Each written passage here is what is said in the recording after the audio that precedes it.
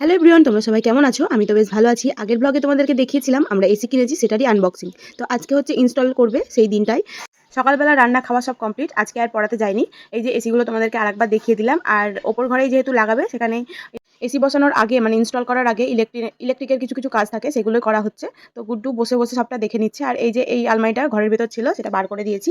এটা অনেক পুরোনো আলমারি মা বলে আর কি। আর এখানে আমাদের ঠাকুর ঘর, সেটাও তোমাদেরকে দেখিয়ে দিলাম। আর এখানে কাজকর্ম সবকিছুই চলছে, সুন্দরভাবেই চলছিল। এখনো পর্যন্ত যারা ইনস্টল করবে তারা এখনো আসেনি। আর আজকে ছিল অশোক ষষ্ঠী, তো সেই কারণের জন্য পায়ে আলতাও পরে নিয়েছে, সেটাও তোমাদেরকে একবার টুক করে দেখিয়ে দিলাম। আর এই যে ঘরের অবস্থা দেখতে পাচ্ছ, এখনো কিন্তু ইলেকট্রিকের ওই কাজগুলোই চলছে। এখন চলছে ড্রিল দিয়ে ফুটো করার কাজ। তো ঘর তো প্রচণ্ডই নোংরা হয়েছে, তো কিছু করার নেই, নোংরা হোক, পরিষ্কার আবার করে নিতে হবে। কিছু পেতে গেলে তো কিছু খোয়াতেই হবে। তো যাই হোক, তারপরে চলে এসছে এই দুটো দাদা। এই দাদারই আর কোম্পানির থেকে এসছে, কোম্পানির ইনস্টলের কাজটা এরাই করবে। তো এখানে সব কিছু মাপটাপ করে নিচ্ছে। চলো এবার যাবো ছাদে, তোমাদেরকে অনেকক্ষণ শুভময়কে দেখাইনি, চলো সোনুকে দেখাই। এই যে খালি গায়ে ভূত মার্কা দেখেছো? খালি গায়ে প্রচণ্ড গরম ছিল আজকে, আর রোদের তাপও খুব খুব ছিল। আর এই যে আউটডোরে যেটা বসানো হয়, এটার নাম আমি ঠিক জানি না। তো সেটাই বসানোর কাজ চলছে। আর প্রচণ্ড রোদ, বেশিক্ষণ দাঁড়িয়েও থাকা যাচ্ছে না। আবারও চলে এসেছি নিচে। এবার ফাইনাল কাজগুলো চলছে, এরপরেই লাগানো হবে। তো ছোটোবেলা থেকে কোনোদিনই এসি ঘরে থাকিনি। ওই ব্যাংক ট্যাঙ্কে গেলেই হয়তো এসির ওই ঠান্ডা ভাবটা নিতে পারতাম।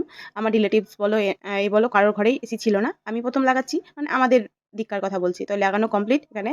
আর গুড্ডু একটু মুছে টুছে নিচ্ছে, অনেক স্পটও পড়ে গেছিলো, যেগুলো কি দিয়ে বললো তোলা যাবে। আর দেখেছো দাদাটা কি রিক্সের উপর কাজ করছে, আমার দেখেই যেন গা শিউরে উঠছিল। মা বললো দেখবি তো, আয় দেখো, দেখ কি রিক্সের উপর কাজগুলো করছে।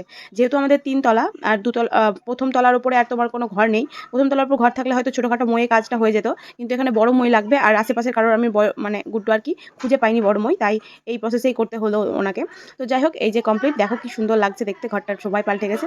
তো যাই হোক, ওখানে গুড্ডু ওদেরকে পেমেন্ট করছে, ওদের কাজ কমপ্লিট হয়ে গেছে। আর এখানে সোনু বসে আছে, সোনুর হাসিটা দেখবে এই যে।